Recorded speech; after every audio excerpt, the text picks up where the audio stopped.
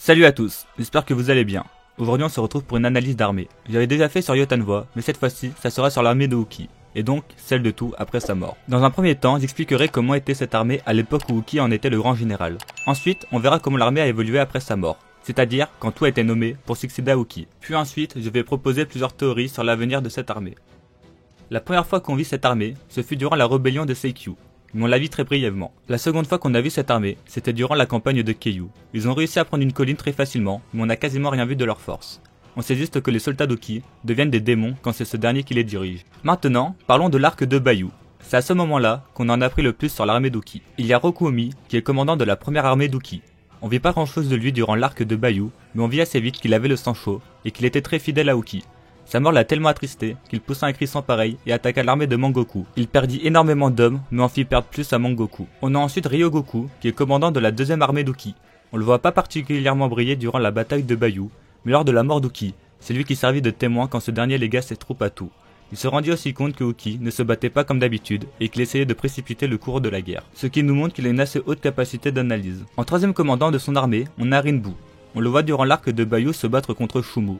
Il se fait largement dominer, mais arrive quand même à se défendre contre lui. Il dit ensuite à Tout qu'il ne faut pas qu'il se rapproche d'Uki, car sa force ne connaît aucune limite. On vit ensuite Uki, one-shot Shumu. Je trouve ça assez dommage que le troisième commandant de Uki sous-estime autant son seigneur, alors qu'il devrait savoir à quel point il est puissant. En quatrième commandant, on a Kan-U. Durant la bataille de Bayou, il s'occupe du côté gauche de Kin. Il dit d'ailleurs que sa spécialité sont les combats à mort. Durant la bataille, il arrive pour sauver l'unité Aishin et déclare qu'il est là pour prendre la tête de Fuki. Quand Shin tue ce dernier, il crie haut et fort que c'est Shin de l'unité Aishin qui a tué le général Fuki. Plus tard, lorsque Uken attaque le camp de l'armée d'Uki en pleine nuit, Kano arrive assez vite avec une petite unité de 100 hommes. Il se bat ensuite en duel avec Mangoku et il reconnaît que ce dernier est assez fort. Il finit même par perdre contre ce dernier. En cinquième commandant, on a Dukin. On le voit peu pendant cet arc, mais il s'arme au bout durant la bataille et charge à ses côtés. On a ensuite Tout, qui est le bras droit de Uki. À chacune des apparitions d'Uki, on peut être quasiment sûr de voir Tout à ses côtés. C'est la personne de l'armée de Uki qui le sert depuis le plus longtemps. Durant la bataille de Bayou, il resta aux côtés d'Uki durant tout le début de la bataille et se mit à se battre vers la fin. Il mène lui-même la première offensive. Il arrive à éviter les tirs de flèches et à attaquer la défense ennemie. On peut penser qu'il n'est pas arrivé là où il le voulait, mais Uki explique ensuite qu'il visait cet endroit. Plus tard dans la bataille, il arrive à percer la troisième unité ennemie.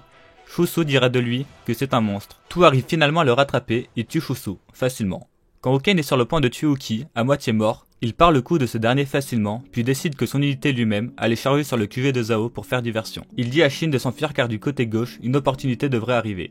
Ce qui arriva, car Mubu réussit à faire un passage. Tout était prêt à continuer à faire l'appât, mais l'un de ses commandants lui dit d'aller aux côtés d'Uki, car c'est là-bas qu'était sa place. Lors de ses dernières paroles, Uki légua son armée à Tout, en lui disant qu'il savait qu'il n'avait rien à lui envier.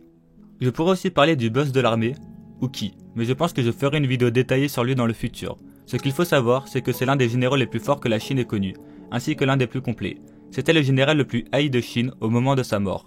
Son armée était l'une des plus puissantes et craintes de Chine. Maintenant, on va voir ce qu'est devenu son armée après sa mort, c'est-à-dire avec Tout comme leader. 3 ans après la mort d'Uki, la coalition commença. Dès le début de l'invasion quand Shu arriva, sur les terres de Qin, Rinbu-kun, général de Shu, tua en un seul coup l'un des commandants de Tout, le général Dukin, commandant de la 5e armée. C'est la première fois qu'on voit l'un des commandants de l'armée d'Uki mourir. Mais c'est pas le seul à mourir durant la coalition. Il y a aussi Rinbu, le commandant de la 3e armée, qui meurt en se prenant une flèche du commandant Hakurei. Durant cette bataille, on voit quand même la puissance de Rokumi, le général de la 1re armée. Il arrive à tenir tête à Rinbu-kun, qui est vraiment puissant, tout en esquivant les flèches que Hakurei essaye de lui mettre. Ce qui est vraiment une bonne performance, mais il finit par se faire dominer. C'est à ce moment-là que Tout arrive pour le sauver, et nous montre quelle puissance incroyable il a. Il traverse toutes les unités ennemies avec sa technique en spirale. Technique qui me fait d'ailleurs très rire. Pour ceux qui sont pas au courant, on apprend l'origine de sa technique durant les tomes bonus du tome 54 et 55. Il commença à l'apprendre à l'âge de 6 ans, de la part de son maître sur qui on n'a aucune information. J'imagine même pas à quel point Tout a réussi à perfectionner sa technique depuis le temps qu'il la pratique. En plus, c'est le seul de Chine qui a l'air de l'utiliser. Mais bref, revenons-en à la coalition. Tout traverse toutes les lignes ennemies jusqu'à arriver devant Rinbu-kun, qui se met à trembler.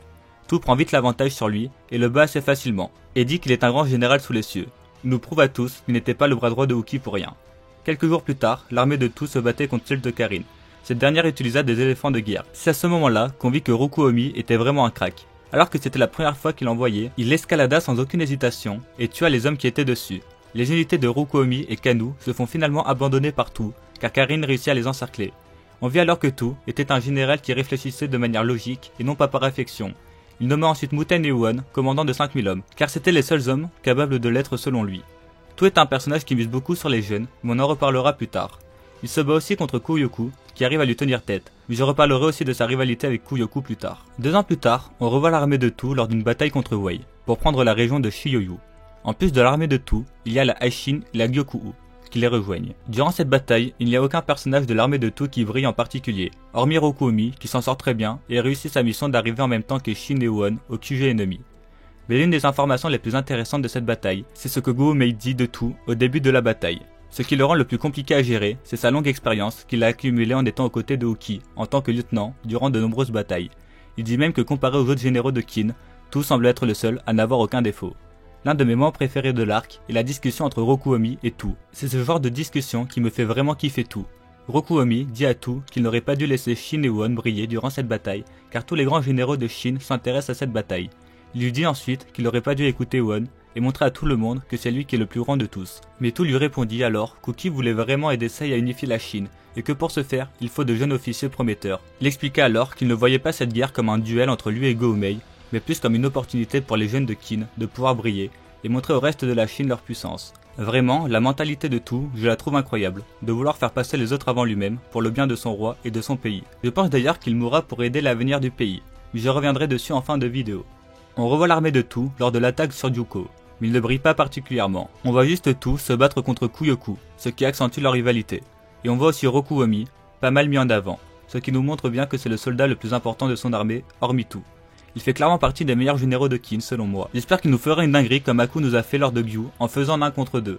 À la fin de la bataille, Tu a une discussion avec Go-Mei qui nous laisse très fortement penser que Tu s'occupera de Wei après l'invasion de Zhao. Car comme on peut le voir, Hara essaie de créer une rivalité entre eux.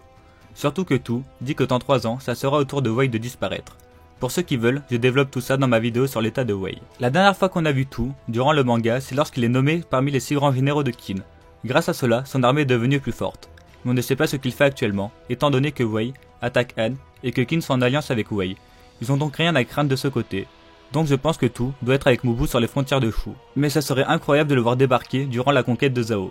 Mais bon, je rêve peut-être un peu. Pour résumer, l'armée de Tu est une armée très puissante, mais manque peut-être de généraux exceptionnels. Tu est sans doute l'un des généraux les plus complets de Chine et a une très grande expérience. Rokuomi est aussi très puissant et s'en sort souvent in extremis durant les guerres, mais nous montre une très grande robustesse, mais hormis eux, l'armée n'a pas l'air d'avoir de généraux qui sortent du lot. Certes, Ryogoku et Kanu sont puissants, mais je trouve qu'il leur reste encore à prouver. Par contre, ce qui est de chaque soldat individuel, l'armée de Tu est très forte, due à sa longue expérience sur les champs de bataille depuis l'époque de Uki. Pour la suite de cette armée, je pense qu'elle va se confronter avec l'état de Wei, mais comme je l'ai dit précédemment, j'en parle beaucoup plus en détail dans ma vidéo sur l'état de Wei. Mais pour résumer, pour moi, Tu réussira à prendre Wei. Ensuite, je pense que Tu aura un rôle important dans la bataille de Shu, mais je le vois malheureusement mourir face à Kouyoku, car leur rivalité a l'air assez importante, et ça permettrait de montrer à quel point Kouyoku est devenu puissant. Je pense qu'avant de mourir, Tu léguera son armée à Shin, l'armée de Uki qui reviendrait donc à Shin, qui a déjà hérité de son arme. Ce serait un beau message. Je verrais bien aussi Tu faire une sorte de sacrifice pour sauver Shin durant une bataille. Il dirait à Shin de s'enfuir en faisant la pas, en lui disant que ça sera dorénavant à lui de guider les hommes d'Uki. Peut-être une petite planche où on verrait Uki dire à Tu que cette armée serait un jour destinée à Shin. Connaissant la mentalité de Tu, à vouloir le bien de son état en premier, l'option du sacrifice est quelque chose de probable, car il sait lui-même que Shin a un plus grand potentiel que lui, et que pour le bien de son état, il faut qu'il reste en vie. On a déjà vu par le passé que Tu préférait faire briller les jeunes, quitte à rester en retrait. Ce serait donc fort possible qu'il fasse une action de ce genre. En tout cas, je le vois vraiment mourir face à Shu, et surtout Kouyoku, et je pense que son armée irait donner une puissance de frappe incroyable à la Aishin. En plus, avec Rokuomi en général, Shin gagnerait énormément en puissance. Je pense avoir fait le tour de ce que j'avais à dire sur cette armée. Dites-moi en commentaire si vous avez des choses à rajouter, et ce que vous avez pensé de la vidéo. Si elle vous a plu, abonnez-vous et likez. Sur ce, à la prochaine.